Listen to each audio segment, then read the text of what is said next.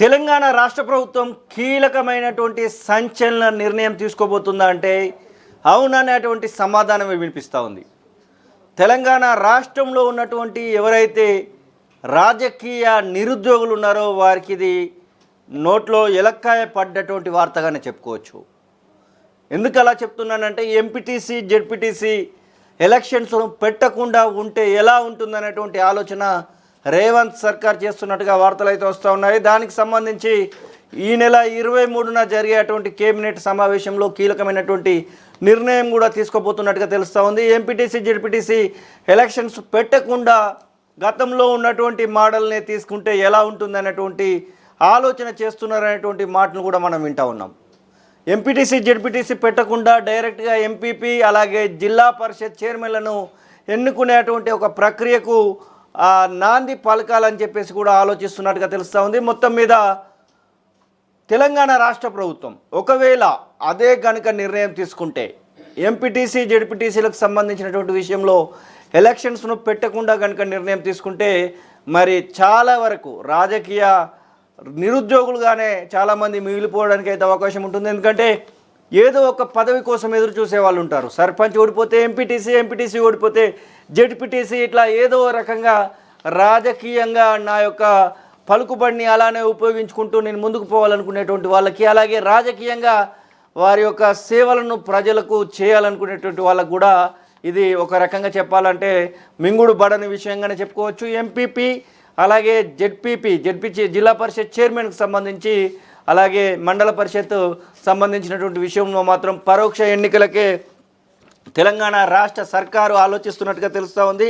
ఇక వీరికి సంబంధించినటువంటి విషయంలో పరోక్ష ఎలక్షన్స్ పెడితే మాత్రము గతంలో ఉన్నటువంటి మోడల్ 1995, 1999కు సంబంధించినటువంటి మోడల్ ఎలా ఉండేదంటే అప్పుడు ఉన్నటువంటి ప్రభుత్వాలు ఎంపీపీకి అలాగే జిల్లా పరిషత్కు సంబంధించినటువంటి విషయంలో ఇక ఎంపీటీసీ జెడ్పీటీసీలను అసలు ఎన్నుకోవడం అనేది ఉండదు. ఎందుకంటే ఎలక్షన్స్ ఉండవు కాబట్టి ఇక వారిని డైరెక్ట్గా సర్పంచులు ఎన్నుకునేటువంటి విధానం అయితే ఉంటుంది. అలాగే సర్పంచులు ఎన్నుకునేటువంటి ఆ విధానాన్నే తీసుకురావాలని చెప్పేసి కూడా ఆలోచనలు చేసుకుంటూ ఉన్నారు. ఖచ్చితంగా ప్రజలు ఎన్నుకునేటువంటి ఆ యొక్క అవకాశము ఎంపీపీలను ఎంపీటీసీలను జెడ్పీటీసీలను ప్రజలు ఎన్నుకునేటువంటి అవకాశం అయితే ఉండదు.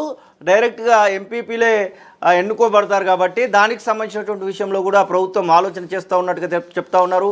మొత్తానికి ప్రభుత్వానికి సంబంధించినటువంటి విషయంలో రేవంత్ ఇలాంటి డేర్ స్టెప్ వేస్తాడా అంటే అసలు దీనికి సమాధానంగా వేయచ్చు. ఎందుకంటే గతంలో కీలకమైనటువంటి నిర్ణయాలు తీసుకోవడంలో రేవంత్ సక్సెస్ అయ్యాడు కాబట్టి, హైడ్రా లాంటి వాటిని కూడా తీసుకొచ్చాడు కాబట్టి ఖచ్చితంగా ఈ విషయంలో కూడా జూలు విధిస్తాడు. ఖచ్చితంగా ప్రజలకు సంబంధించినటువంటి విషయంలో ఈ ఎంపీటీసీ జెడ్పీటీసీకి సంబంధించినటువంటి ఎలక్షన్స్ లేకుండానే డైరెక్ట్ ఎంపీపీలను ఎన్నుకునేటువంటి ఒక ఆలోచన రేవంత్ చేస్తాడనేటువంటి మాటలను అయితే వింటూ ఉన్నాము. ఇక ఒకవేళ ఎంపీటీసీ జెడ్పీటీసీలను ఎన్నుకోకపోతే ఏం జరగబోతూ ఉంది అంటే వారిని ఖచ్చితంగా 1999కు బిఫోర్ ఉన్నటువంటి మోడల్నే ఉంచేటువంటి అవకాశం అయితే ఉంటుంది. 1999కు బిఫోర్ ఉన్నటువంటి మోడల్గానే ఈ యొక్క ఎంపీపీలకు సంబంధించినటువంటి ఎలక్షన్స్ అయితే జరగబోతున్నాయి అనేటువంటి వార్తలు అయితే వింటూ ఉన్నాం. మొత్తం మీద ఈ నెల 23న జరిగేటువంటి కేబినెట్ సమావేశంలో దీనికి సంబంధించి కీలకమైనటువంటి ప్రకటన కూడా రాబోతుంది అనేటువంటి వార్తలను కూడా చూస్తూ ఉన్నాం. అసలు ఎంపీటీసీలకు అలాగే జెడ్పీటీసీలకు ఓట్ల విషయంలో ప్రధానంగా రాజకీయ ఓట్ల విషయంలో కూడా ప్రాధాన్యత ఉంటుంది. ఎమ్మెల్సీలకు సంబంధించినటువంటి లోకల్ బాడీస్ ఎమ్మెల్సీలు కూడా ఉంటారు కాబట్టి, ఫర్ ఎగ్జాంపుల్ కవితకు సంబంధించినటువంటి నిజామాబాద్ లోకల్ బాడీస్ ఎమ్మెల్సీగా దాన్ని చెప్పుకుంటూ ఉంటాం. అట్లాగే రాష్ట్ర వ్యాప్తంగా కూడా లోకల్ బాడీస్ ఎమ్మెల్సీలు ఉంటారు. స్థానిక సంస్థల ఎమ్మెల్సీల విషయంలో ఎంపీటీసీలకు జెడ్పీటీసీలకు ఓటు హక్కు అనేది ఉంటుంది. దాంతోపాటుగా సర్పంచులకు ఈ యొక్క లోకల్ బాడీస్లో ఓటు హక్కు లేదు. మరి ఇప్పుడు ఒకవేళ లోకల్ బాడీస్ సంబంధించినటువంటి ఎమ్మెల్సీ విషయంలో ఎలా ముందుకు వెళ్ళాలి అనేటువంటి ఒక ఆలోచన కూడా చేయాల్సినటువంటి పరిస్థితి ఉంటుంది. మొత్తం మీద రాజకీయ నిరుద్యోగం అయితే ఖచ్చితంగా రాబోతున్నట్టుగానే రాజకీయ వర్గాల నుంచి వస్తున్నటువంటి సమాచారం. మొత్తం మీద ఈ యొక్క ఎంపీటీసీ జెడ్పీటీసీకి సంబంధించినటువంటి వ్యవస్థను రద్దు చేస్తే ఈ యొక్క రద్దు వలన పూర్తి స్థాయిలో చాలా వరకు ఎవరైతే ఆశావాహులు ఉంటారో సర్పంచ్ ఓటమి పాలయ్యి ఎంపీటీసీ అయినా గెలుస్తాం అనుకునేటువంటి వాళ్ళకి మాత్రము ఇది ఒక అంతకు గుడిబందగానే చెప్పుకోవచ్చు. వారికి అసలు ఎలక్షన్సే రావడానికి అవకాశం అయితే కనబడుతోంది. మార్పు ఒకవేళ చేసినట్టు ఏది ఉంటే మాత్రము ఖచ్చితంగా ఈ యొక్క మార్పు చేస్తే ఒకంతకు ప్రజలకు సంబంధించినటువంటి బడ్జెట్ కూడా తగ్గడానికి అవకాశం ఉంటుంది. ఎలక్షన్ బడ్జెట్ కూడా తగ్గడానికి అవకాశం ఉంటుంది. పూర్తి స్థాయిలో ఈ యొక్క ఆవశ్యకతను ఆలోచిస్తున్నట్టు కూడా రాష్ట్ర ప్రభుత్వం ఆలోచిస్తుందనేటువంటి వార్తలను అయితే మనం చూస్తూ ఉన్నాం.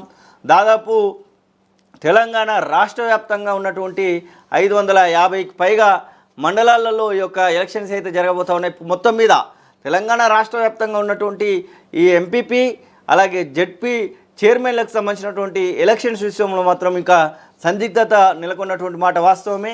ఇక కేంద్ర ప్రభుత్వానికి సంబంధించినటువంటి నిధులు రావాలంటే మాత్రము ఎంపీపీ మండల ప్రజా పరిషత్ చైర్మన్ ఖచ్చితంగా మార్చి 31 లోపల కొలువు తీరాల్సినటువంటి సందర్భాన్ని కూడా గుర్తుకు చేస్తూ ఉన్నారు. ఖచ్చితంగా దీనికి సంబంధించి పరిష్కారం కూడా ఆలోచిస్తున్నట్టుగా తెలుస్తూ ఉంది.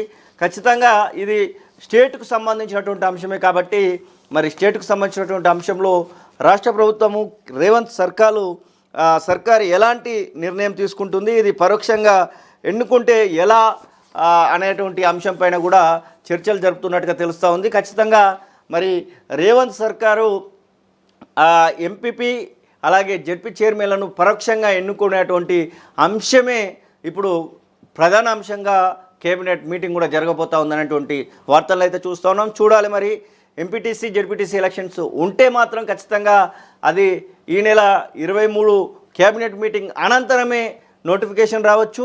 లేదు అంటే మాత్రం ఈ యొక్క రద్దుకు సంబంధించినటువంటి అంశం కూడా తెరపైకి రావచ్చు.